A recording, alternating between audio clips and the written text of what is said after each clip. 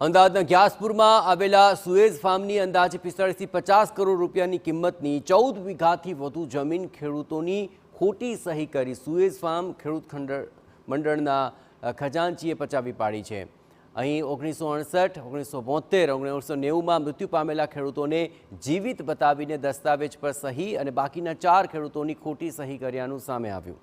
હાઈકોર્ટના આદેશ બાદ પોલીસે આ મામલે ફરિયાદ નોંધી છે। અમદાવાદ મ્યુનિસિપલ કોર્પોરેશને 1955માં ખેડૂતોને 1750 એકર જમીન ખેતી માટે આપી હતી।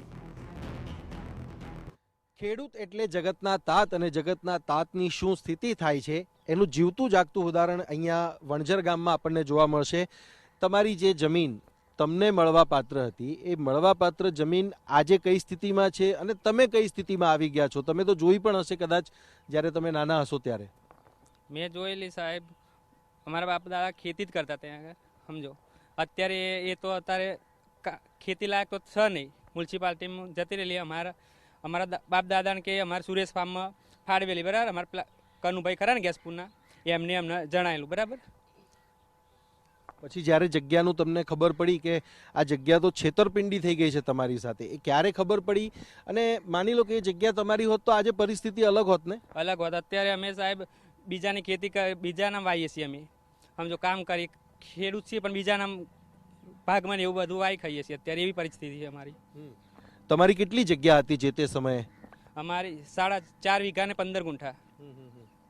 અચ્છા, તમારું શું નામ છે? કઈ સ્થિતિ આજે તમારી છે? જો એ જગ્યા તમારી પાસે હોત, તમે ખેતી કરી હોત તો કદાચ તમારું ભવિષ્ય હજુ સારું થયું હોત?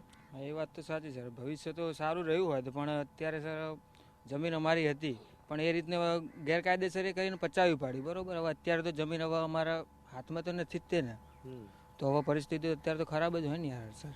તમને ખબર કેવી રીતે પડી કે આ આખું આ રીતે થયું છે? તમને ખ્યાલ કેવી રીતે આવ્યો? એ મોટા સાહેબો હતા, એ લોકોએ અમને થોડી, અમારા બાજુવાળું ગામ છે ત્યાં આગળ જાણ કરી, ત્યાં એ દ્વારા અમને અમારા ગામમાં ઓળખાણ હતી એટલે થોડી ઘણી એ કે સંબંધી જેવા છે એટલે કે વાત કરીએ, બરાબર। એટલે એવું કે વાત કરી, વાત આમ ધીમે ધીમે વાત તો અમને મળી। પછી અમે આરટીઆઈને મોટા મોટા સાહેબોને વાત ભલામણ કરીને એ આરટીઆઈને બધું કરાયું। પછી અમારે નામ આવ્યું કે આટલાના આ નામમાં આટલી જમીન હતી, આ નામમાં આટલી જમીન, એ રીતનું થયું, બરાબર।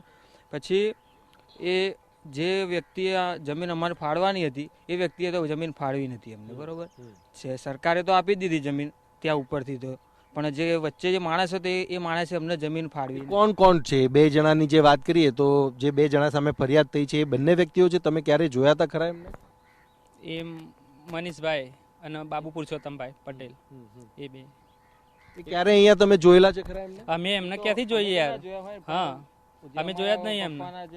દાદા કે બધા હોય એમને બાય ચાન્સ જોયેલા હોય, પણ એ તો હવે ભાગ્યે જ જોયેલા, કેમ કે એમને એક્સપાયર થઈ ગયા એટલે ક્યાંથી જોયો કે એમને અત્યારે તો હવે જે સ્થિતિ છે એ તમારી જમીન, એવું કહીએ ને કે આપણી ઓળખ હોય, બરાબર, તમારું સરનામું હોય, એ સરનામું તમારી પાસેથી છીનવાઈ ગયું। કેવી રીતના હવે આગળ તમારું જે પણ ગુજરાન ચલાવવાનું હોય, જે પણ કરવાનું, કેવી રીતના? તમારી તો ઓળખ છીનવાઈ, આજે અમારી ઓળખ છીનવાઈ ગઈ છે તો અમે તો બીજાના ખેતરો વાવીએ છીએ।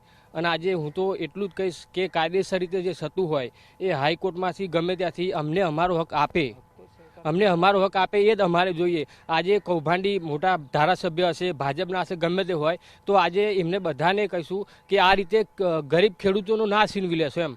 આજે એમને બધાને છીનવી લીધું। આજે અમને તો અમારા દાદા કહેતા કે આપણી જમીન છે, પણ અત્યારે અમારી પાસે તો કશું નથી, બધું કૌભાંડ કરી અને એમને છીનવી જ લીધું છે, ખોટી થઈઓ કરી। 1-2 તો આજે બધા ખેડૂત એવા છે કે જેને મરણ થયા એના પછી દસ્તાવેજ થયા છે અને એ બધું રજૂઆત કરી છે અમે આજે બધાની હાઈકોર્ટમાં બધા રજૂઆત કરી છે, તો આનો ન્યાય મળવો જોઈએ ખેડૂતને। તમારું શું કહેવું છે? કઈ રીતની સ્થિતિ? તમે આટલી ઉંમર થઈ તમારી, તમે જોયું હશે, જમીન તમારી હશે ને તમે જતી પણ જોઈ? જતી પણ જોઈ। આજ સુધી અમારી જમીન હોત તો અમે વાઈ ખાત। અત્યારે જે ભાગમાં જમીનો વાઈએ છીએ। તમારા ભાઈઓ છે કે તમારા પરિવારના બાળકો છે, એ આજે સારી જિંદગી જીવી શક્યા હોત, સારું એમને કંઈક તમે કરી શક્યા હોત, એમનું ભવિષ્ય સુધારી શક્યા હોત, પણ એ તમને મોકો જ નહીં મળ્યો? ના સાહેબ, નહીં મળ્યો। અમારી જમીન હતી એ જતી રહી અને પછી થોડી જાણ પડી પછી અમે ઊંપી દીધું કોર્ટમાં। તમને ક્યારે અંદાજો નહીં આવ્યો કે આ રીતનું કંઈક થઈ રહ્યું છે કે થયું છે? અમને ખબર જ નહીં સાહેબ, પણ બાજુવાળા ગામમાં એક ભાઈ છે એમને અમને જાણ કરી થોડી. માંગણી શું છે તમારી હવે આ સમગ્ર બાબતમાં?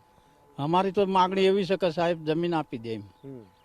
જે અમને ત્રીજા ભાગની જમીન મળી, ચોથા ભાગની અમને આપી દે. તો એ માંગ છે ખેડૂતોની કે જે એમનું સરનામું છે, જે એમની ઓળખ છે, એ ઓળખ છીનવાઈ ગઈ છે. એમના હકની જે જમીન છે, જે ચોથા ભાગની જગ્યા એમને મળવા પાત્ર છે, એ જગ્યા એમને પાછી મળે. કારણ કે આજે તેઓ મજબૂર છે બીજા ખેતરોમાં જઈને ભાગમાં ખેતી કરવા માટે. જો એમની પોતાની જગ્યા હોત તો તેઓ જાતે પોતાના ખેતરમાં ખેતી કરતા હોત. સરકાર પાસે અને પોલીસ પાસે તેમજ હાઈકોર્ટ પાસે એમની માંગણી છે કે એમની આ જે હકની જમીન છે એ એમને પાછી આપવામાં આવે. કેમેરામેન નિલેશ વગોરા સાથે સચિન પાટીલ, TV9 અમદાવાદ. 1990માં 550 એકર જમીન સુએઝ ફાર્મ ખાતે મૂળ ખેડૂતોને આપવાનો ઠરાવ સ્ટેન્ડિંગ કમિટીમાં કરાયો હતો અને તેના માટે સુએઝ ફાર્મ ખેડૂત મંડળની રચના કરાઈ. જોકે કેટલાક ખેડૂતો અજાણ હોવાથી તેમની જમીનો સુએઝ ફાર્મ ખેડૂત મંડળના ખજાનચી બાબુભાઈ પરસોત્તમ પટેલે અને પ્રમુખ મનીષ પટેલે ખોટી સહીઓ કરીને પચાવી પાડી હતી. આ મામલે 7 ખેડૂતો વતી લડત લડી રહેલા દિનેશ ચાવડાએ આરટીઆઈ કરતા સમગ્ર કૌભાંડ સામે આવ્યું હતું. એ લોકોના જે કાયદેસરના વારસદારો હતા તેઓને ક્યાંકથી ભણક મળેલી હતી અને જે બાબતના દસ્તાવેજી પુરાવાઓ એ લોકોએ કન્સર્ન કચેરીમાં તપાસ કરતા તે જમીન હાલ પોતાના નામે ના બોલતી હોય. આ આખો કિસ્સો ઉજાગર થયેલો હતો અને આ કિસ્સો ઉજાગર થવા પાછળના મુખ્ય 2 સૂત્રધારો છે બાબુ પટેલ અને મનીષ પટેલ, કે જેઓ બાબુ પટેલ ખજાનચી છે સુએજ ફાર્મ સમિતિના અને મનીષ પટેલે પ્રમુખ નામો છે.